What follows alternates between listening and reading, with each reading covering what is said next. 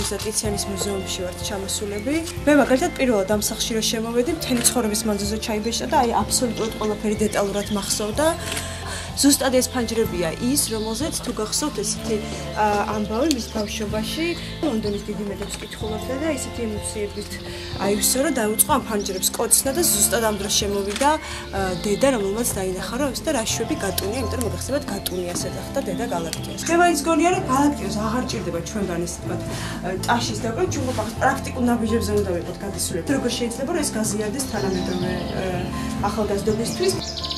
იმ შემთხვევაში, როდესაც ტიციანზეა საუბარი, იმ წუთასვე რატომ მოდის ეს წითელი მიხაკის ამბავი. საერთოდ ეს მთელი სამეგობრო წრეთ, რასაც დავარქვით, ყველა შემთხვევაში გამორჩეულები არტისტულობით, ეს ანუ ასე ვთქვათ, ჩვეულებრივი ჩაცმულები არ დადიოდნენ არსად, მე მგონი, იმიტომ რომ ეს პერფორმანსი და თამაში, რაც მათ მოიგონეს, თამაში, რომელიც აბსოლუტურად იყო, რა ქვია, აბსოლუტურად სერიოზული იყო, ძალიან სახასიათოა და ჩემთვის ძალიან საინტერესოა ესთეტური თვალსაზრისით. დადა მანიფესტი, ჩემი სული დაგლეჯილი ხურჯილია, სპარსული რომ ჩამოაქვს ენზელიდან, შიგედება მთელი აზიის სისულელე და ხალხს არ გადაიხდის საკავშირო რესპუბლიკისთვის.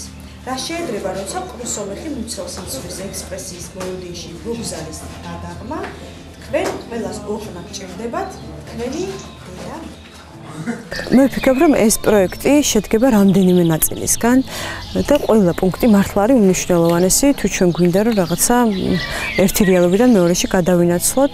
ამ პროექტის მთავარი დამსახურება იქნება ორნაწილიანი, ანუ ერთი ის, რომ რაღაც ზოგადად ექსკურსიის კონტექსტს შემოიღებს მოდაში და მეორე არის ის ძირითადი, რის გამოც თქვა ასეთი მიმზიდველი ხდება ეს პროექტი, რაც განასხვავებს სხვა ექსკურსიებისგან, ეს არის სახლ-მუზეუმებში.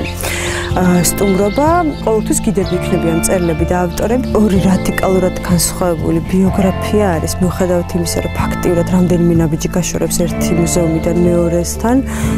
ადამიანების რადიკალურად განსხვავებული ბიოგრაფია და შესაბამისად სახლები თავის ესთეტიკით, მიუხედავად იმისა, რომ ვიცით გალაკტიონის როგორი ისეთი ამაყი ხასიათი ჰქონდა, ხო და ეს მეფის სტატუსი მან ბოლომდე თავის ამაყად ატარა, მაგრამ ჩვენ აქ ვხედავთ მიწურს, ხო და ვხედავთ ამ სამფეხა სკამებს ძველს ძალიან და პირდაპირ თქვა სიღარიბეს.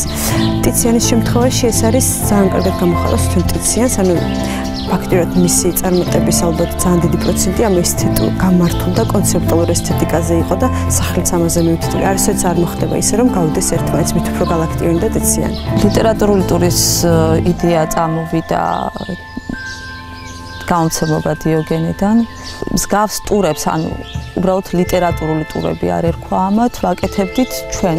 მაგრამ ძალიან საინტერესო იყო ჩვენთვისაც თვითონ წერილები რომ იქნებოდნენ გიდები. ჩვენი მიზანი და ზოგადად ამ ტურების იდეა, ასე ვთქვათ, ჩანასახი მდგომარეობს იმაში, რომ გამოვაცოცხლოთ პროცესები ჩვენი მკითხველების და წერილების ვთქვათ ურთიერთობის. და ეს სიმბოლური წესთვის ბილეთების სიმბოლური შეძენას ვთქვათ ამ შორგზაზე ჩამოსვლაც სწორედ იმიტომ ხდება, რომ რაღაცა მაგალითი მივცეთ ერთმანეთს.